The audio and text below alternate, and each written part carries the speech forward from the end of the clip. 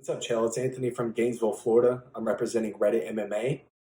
My question or topic to you today is how no one is mentioning how Conor McGregor might potentially face Tony Ferguson. Now, Conor McGregor is a matchup for Tony that I don't think Tony would be against. I think Tony would actually be for that matchup, considering that Tony was actually the interim champ whenever Conor didn't fight for about 2 years. Now, what's your opinion on that matchup, and do you think that that will happen? Thanks again.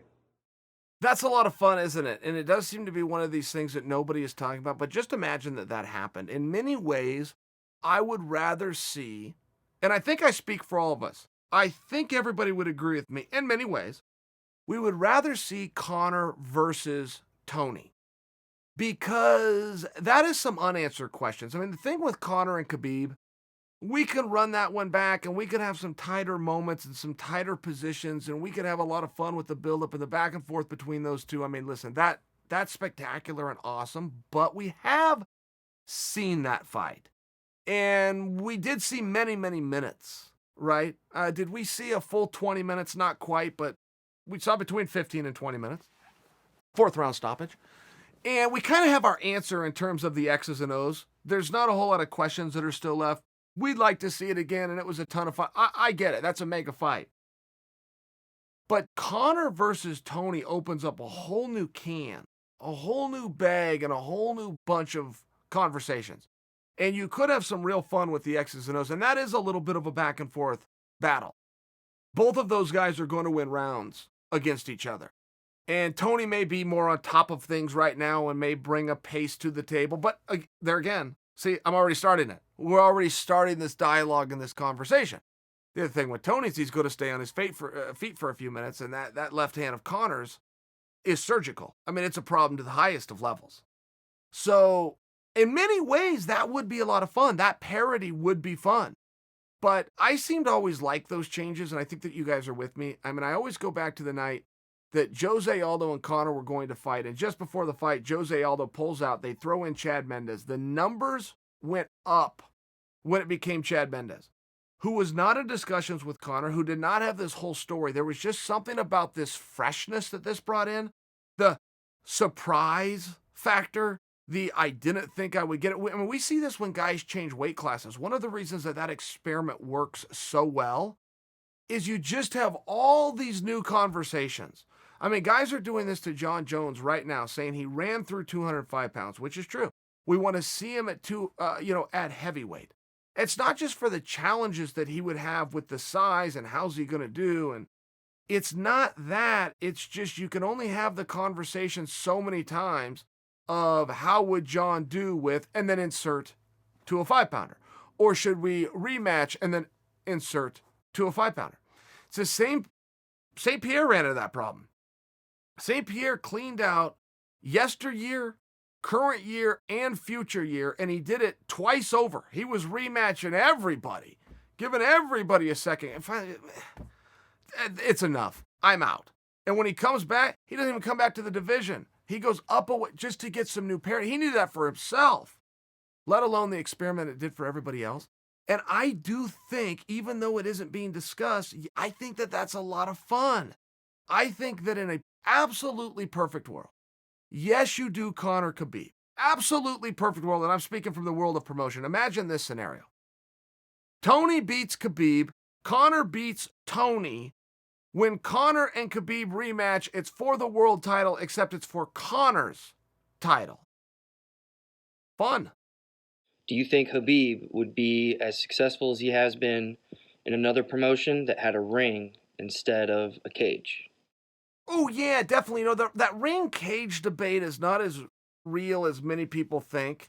Now, it is fair to say that they're different. That is true.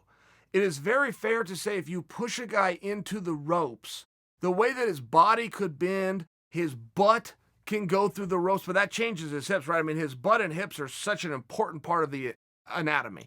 He can lean back to avoid strikes. You're trying to get down to his ankles. He kind of takes his foot and pushes it through. I mean, these are very real things. But I must tell you, we are splitting hairs to the highest of levels. And if you go and look at Khabib's techniques that he has innovated, he has created, He has brought, I mean, I can't give enough compliments to what Khabib is able to do to another guy when that guy's back is against the fence. That may look like a dominant position. I can tell your options are very limited. And yeah, you're holding a guy somewhere he doesn't want to be. And yeah, the judges recognize that. And the audience even kind of sees, okay, you're the more powerful and you're in the better position. And that's why he's against the fence. But you can't really do a whole lot to him. He can't really do a whole lot to you. It's a little bit of a nulling fine position. When you understand that and then see what Khabib can do, see how Khabib steps behind guys' knees, drags them off, entangles their legs, gets to to see what Khabib comes to body locks, controls, gets the takedown, keeps him there. It's very high praise I have to give Khabib. I will just share with you, he did innovate those techniques. Those were not taught to him. Khabib did those somewhere, and then Khabib taught those to the rest of us through seeing him, okay? They are things that are very unique to Khabib. And now I'm starting to see other guys copy it. I'm seeing coaches in practice rooms working on and breaking down some of these Khabib positions. But I bring that to you because if he was doing his work in a cage or a practice room against a wall or fill in the blank for what the environment is, he would innovate from there. And any challenges that I could share with you that a ring would bring in terms of being a different apparatus to hold somebody against than a chain link fence, Khabib would have been able to develop and work from there. I mean, that's one of the things that happens when you're innovative. You take the environment into account. Hey Chael, so since Conor McGregor is the official stand-in to fight Khabib, should Tony Ferguson not be able to fight? Do you think he would extend that same offer and fight Tony should Khabib not be able to fight? I mean, Tony Ferguson seems like kind of a high-risk and low-reward fight for Conor.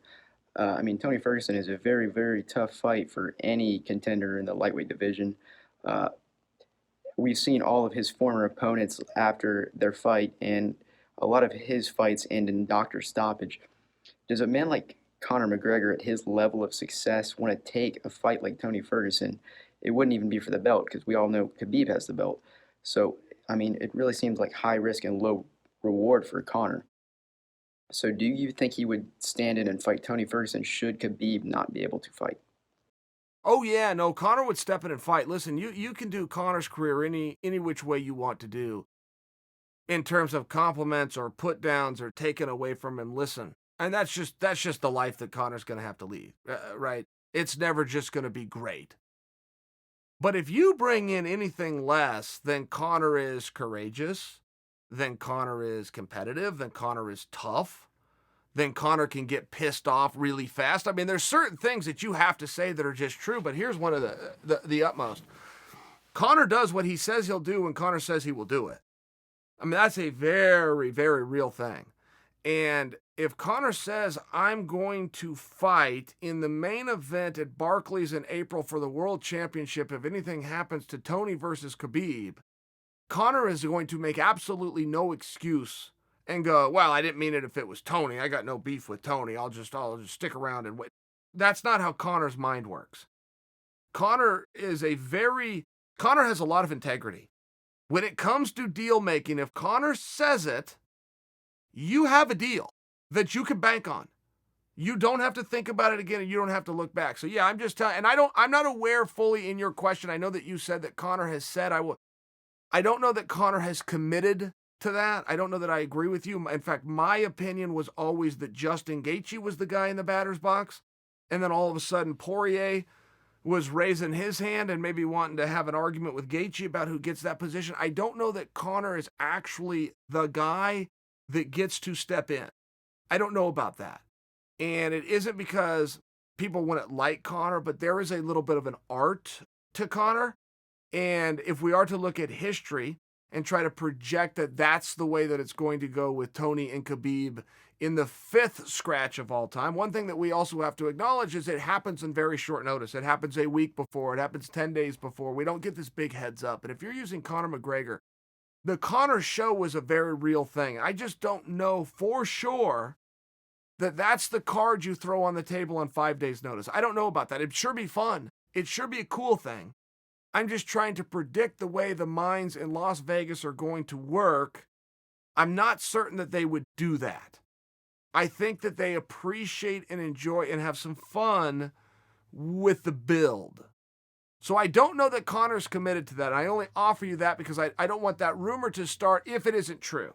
I don't want them for somebody to say, oh, Conor, you said you were going to do it. You're not a man of your word. I'm not positive that Conor said I am going to do it as much as he said I'm willing to do it. Right? If somebody calls me and says, hey, put me in the batter's box, take Gaethje's spot away, I can tell you now what my answer is. But I don't know that he's officially given that answer. And it may sound like I'm splitting hairs, but it is relevant. It is relevant. My opinion and my understanding is the standby guy right now is Gaethje. What's up, Uncle Chael? My name's Brian, and I wanted to ask you about the champ phenomenon. We know that the champ phenomenon is real, but what about the triple champ? You know, the only person who I can think that can pull this off is GSP, because we know he never lost his 170 title, he never lost his 185 title, and if he goes down to 155 and beats Khabib, that would make him the first champ. So I wanted to ask you, who do you think would be the first champ? It could possibly be Henry Cejudo, best case scenario, Conor McGregor, which I doubt it, but maybe, and I don't know. Who do you think? Okay, so there's a couple of things at play here. First off, the term champ is a registered trademark of Conor McGregor. And let me explain when Conor created this entire term that we've all stolen and ran with of champ, what Conor specifically, and I think Conor has the rights to this. I don't mean just legally. I mean, I think if you're going to break down the interpretation of what champ means, you have to defer to Conor since he's the one who coined it. And what Conor meant is at the same time, you got to be in his case, 45-pound champ and 55-pound champ, belt in each hand. The only reason I bring that up is for a champ to happen, I believe you would have to do it at the same time.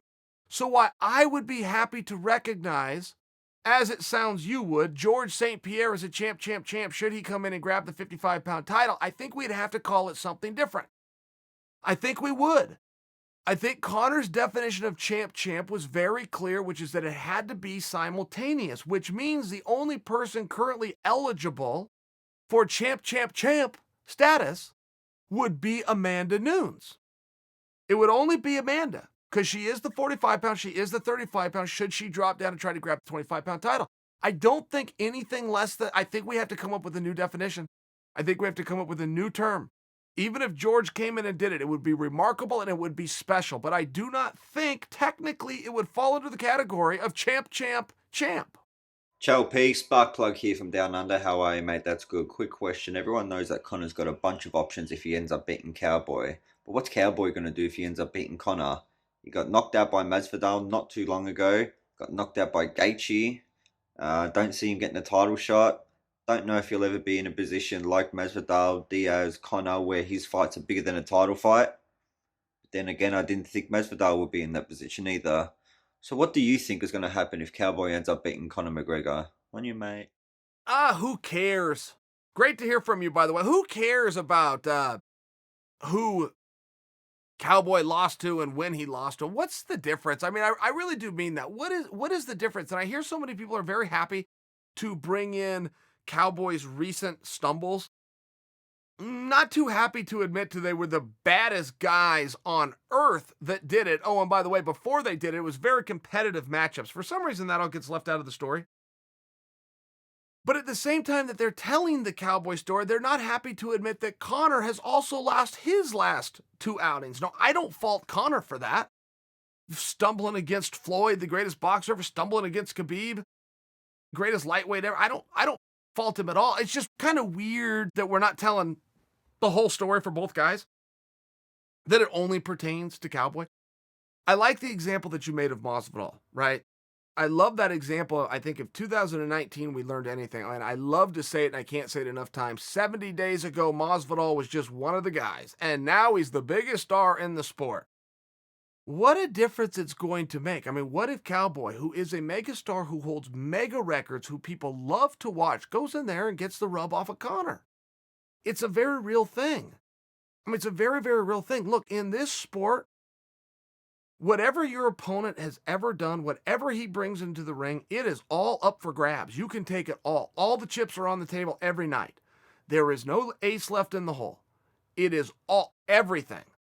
Go ask Anthony Joshua when he took on Ruiz the first time. Everything you've got and everything you've ever had is on the line. And the example that I'm giving for you is because if you do go back and look at the night that Masvidal beat Nate, Nate was this mega star that could go in, have one-offs, be at Madison Square Garden, have The Rock show up, have championships created for, headlining act, not fighting for a title.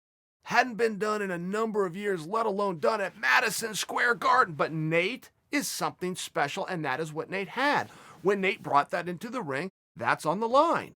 And when Masvidal left, now Masvidal sits in that spot, right?